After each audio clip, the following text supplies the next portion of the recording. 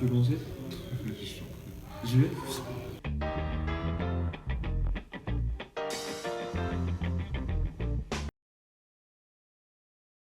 Bonjour, je suis Pierre Tessier, je suis en Master 1 de droit public général et c'est la 3e année que je fais le concours de l'ICES. Je m'appelle Mathieu Delmas, j'ai 24 ans. Je suis en M1 droit des affaires, SO, et c'est la 2e année que je fais le concours l'ICES. En fait, le concours l'ICES, c'était pour moi une manière un peu de me dépasser. Je m'étais pas trop intéressé à ce concours les années précédentes, donc genre ma licence, enfin mes 2 premières années de licence. Et après, en entendant les autres en parler, je me suis dit, bah écoute, pourquoi pas tente l'aventure. Moi j'ai fait pas mal de théâtre avant, j'ai arrêté sans raison particulière mais j'aimais toujours ça. Donc j'avais plutôt envie de retrouver des sensations, des trucs comme ça, qui se rapprochent du théâtre et ça s'en rapproche pas mal. La patience. La patience. Parce que je pense que tout le monde peut commencer ce concours en étant excellent. C'est comme un sportif, je pense que c'est l'entraînement. À force d'en faire, d'en refaire. Parce qu'il faut pas oublier qu'il y a c'est un concours qui a des formats spéciaux. C'est-à-dire qu'il y a certaines choses qui sont attendues de la part du jury qui sont pas forcément attendues dans d'autres matières, comme peut l'être le théâtre. Et ça, ces attentes, on peut s'en imprégner que qu'en s'entraînant. Ouais, et puis à voir ce qui. Donc effectivement c'est l'entraînement et voir ce qui marche du coup et ce qui marche pas. C'est-à-dire que quand on écrit un texte, il y a certaines choses dont on se dit qui vont marcher et d'autres qui ne vont pas du tout marcher. Et en fait dans la réalité c'est le contraire. C'est-à-dire que genre, par exemple on fait une blague, on écrit une blague ou un truc comme ça. Et en vrai c'est un flop alors qu'un autre truc qu'on n'estimait pas du tout drôle va être En fait, c'est seul le public est ton réel miroir de la qualité de ton texte. Ouais. Et même si tu t'entraînes avant, même devant des personnes qui peuvent être tes proches, des trucs comme ça, tu n'auras jamais le même retour. En gros, ça dépend des sujets. Il y a des sujets, moi personnellement, qui m'inspirent plus que d'autres. Et par exemple, le dernier sujet que j'ai eu à traiter, il ne m'inspirait pas tellement. Donc, ce que j'ai fait, c'est que j'ai marqué quelques petites phrases, que je voulais caser et que j'estimais rigolote ou pas. Enfin, voilà. Et de là, j'essaie de faire un truc. Mais en général, sinon, je fais un truc d'une traite. Et enfin, je fais pas. C'est pas formel. J'écris. Ça prend 2 soirs. Moi, c'est un peu plus formel. Mais au contraire, j'arrive pas à écrire avant le jour même.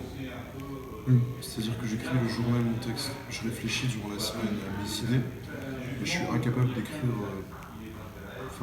même un bout de phrase sur un truc. Par contre, je vais me. Quoi? C'est spontané ou... Ouais. Par contre, je vais plus aller faire des recherches durant la semaine sur internet, dans des bouquins, des trucs comme ça. Pour essayer. Enfin voilà, je m'imprègne du sujet, mais l'écriture même, ça se fait le jour même. Et je pense que c'est pas plus mal parce que c'est une écriture aussi qui correspond à son humeur du moment. C'est-à-dire que si on écrit un texte une semaine avant et que pour X ou Y raison notre humeur change, peut-être que ça sera plus difficile. Par exemple, si on est pas spécialement en bonne humeur, de faire un texte drôle. Exactement, non, c'est vrai. Ça joue énormément. Et c'est pour ça que je suis admiratif devant les acteurs de théâtre ou de cinéma qui ont un texte préparé avant et qui doivent, quoi qu'il arrive, arriver à retransmettre ces émotions-là.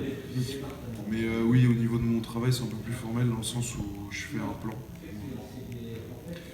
C'est-à-dire je réfléchis à une belle phrase d'introduction, je fais un plan en partie pour répondre à la question, un peu comme une dissertation, une sortie, et puis après, par contre, au milieu, j'ai pas une suite d'idées, c'est-à-dire que ça vient comme ça vient, mais je m'impose toujours intro, bloc principal et outro. Ça dépend, je pense, des sujets aussi déjà. Genre, il y a des sujets qui se prêtent bien à l'humour et il y en a d'autres qui s'y prêtent moins. Et je sais pas, je pense que faut vraiment faire.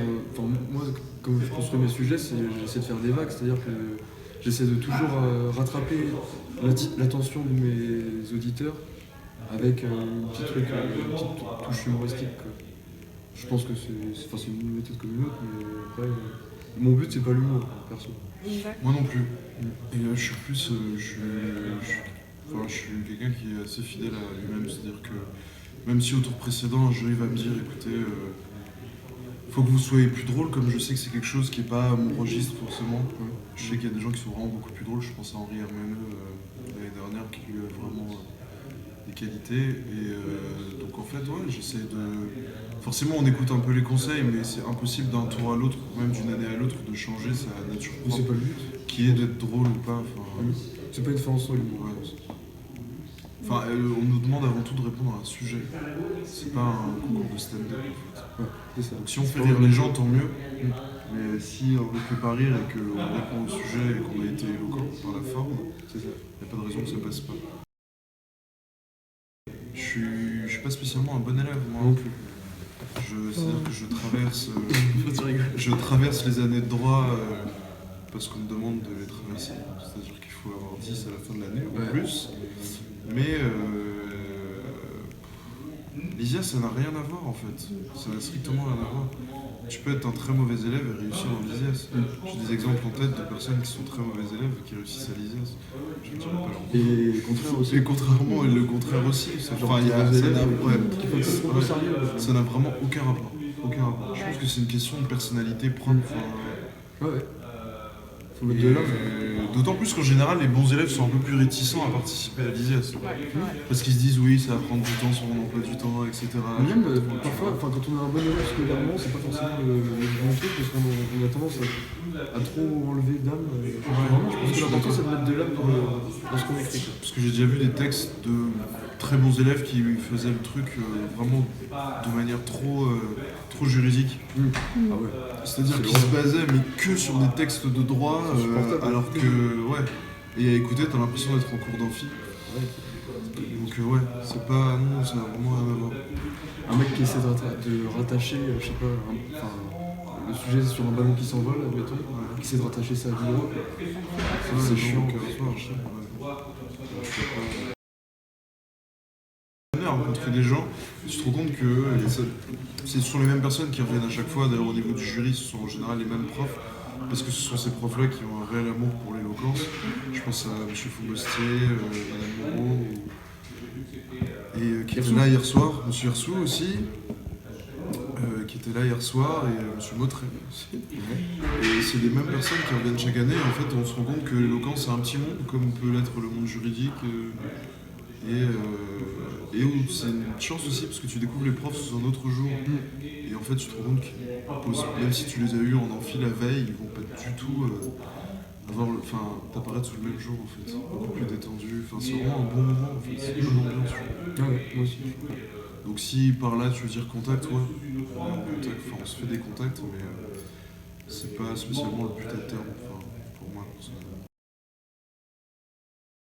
Non, mais plus tu t'entraînes, enfin forcément, à part si tu t'entraînes à quelque chose pour lequel tu n'es pas fait, si tu as un petit terreau et que tu t'entraînes, tu vas forcément devenir bon. Donc oui, toi c'est ta 3e année, moi c'est ma 2e. C'est logiquement qu'on s'améliore, qu'on arrive à exploiter de plus en plus naturellement nos qualités et on arrive à effacer de plus en plus nos défauts. Donc, moi j'écris pas du tout les mêmes, par exemple, les mêmes choses que la première année. moi aussi, pareil. C'est-à-dire que genre, je prenais vachement plus à partie les gens et le jury, par exemple. Mais ça, c'est personnel. Par exemple, Mathieu, il fait des choses complètement différentes là-dessus.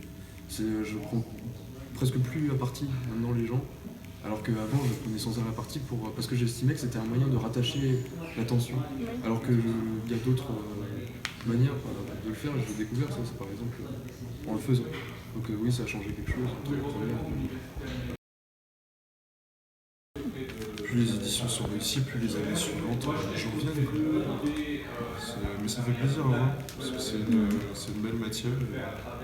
Et je pense qu'elle devrait être un peu plus exploitée durant notre vie de juriste, parce qu'on va être forcément amené à l'utiliser. Et pour l'instant, dans les plaquettes, que ce soit de la première ou master 2, c'est inexistant.